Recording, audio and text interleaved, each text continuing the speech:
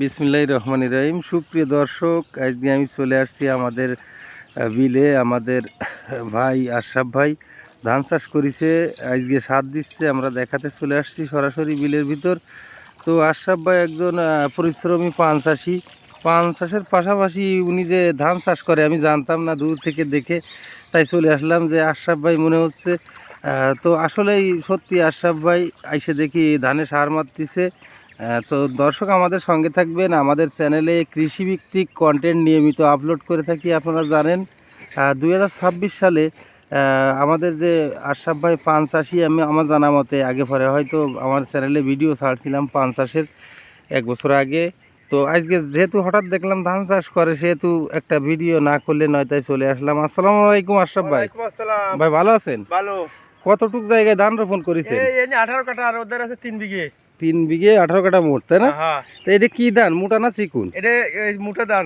মোটা hybrid? Hybrid. জাত কি জাতের ধান বলতে পারবেন? এসেলো ওই হীরা। হীরা 1 না হীরা 2? হীরা 2 মোটাটা, তাই তো? মোটাটা। আপনার আছে শতক, মানে 1 শতকে কতটুকু হয় ধান জানেন নাকি কাঠাপতি হিসাব? কাঠাপতি আমাকে হিসাব, আমাকে ওই হিসাব না, আমাকে কাঠাপতি। কাঠাপতি, তাই তো? কাঠাপতি আনুমানিক কত মণ? মোটামুটি ওই মানে বিঘে এক কথায় কত? 1.5 মণ হয়। হ্যাঁ, গেরের মধ্যে যদি আছে 2 মণ হয়। 2 মণ হয়। এই যে একটু কম হবে, তাই তো? যেহেতু ডাঙ্গা জমি। হ্যাঁ।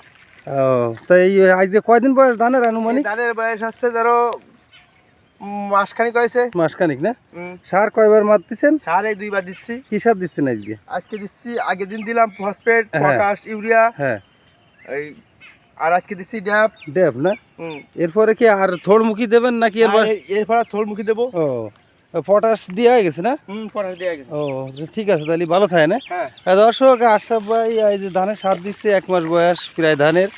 মোটা হীরা ধান, হীরা 2। খুব ভালো ফলন হয়। আমি একসময় আমার জমিতে করতাম, আমি 2 মণ পর্যন্ত পাতাম কাটাই।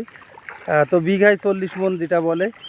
তো সুপ্রিয় দর্শক, আমাদের ভিডিওটি ভালো লাগলে লাইক, কমেন্ট, শেয়ার করে চ্যানেলটির সঙ্গে থাকবেন।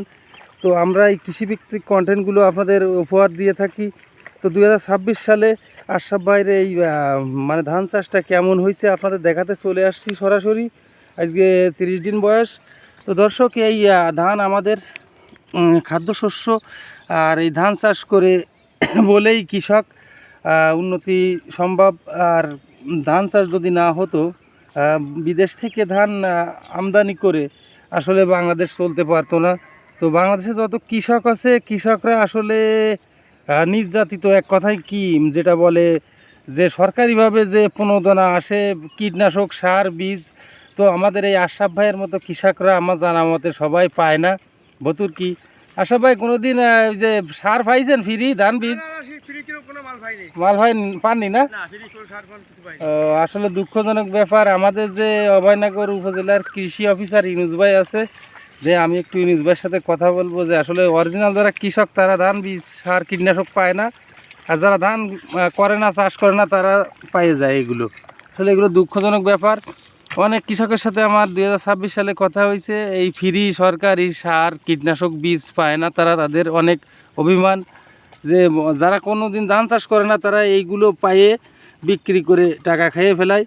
এটা আসলে দুঃখজনক।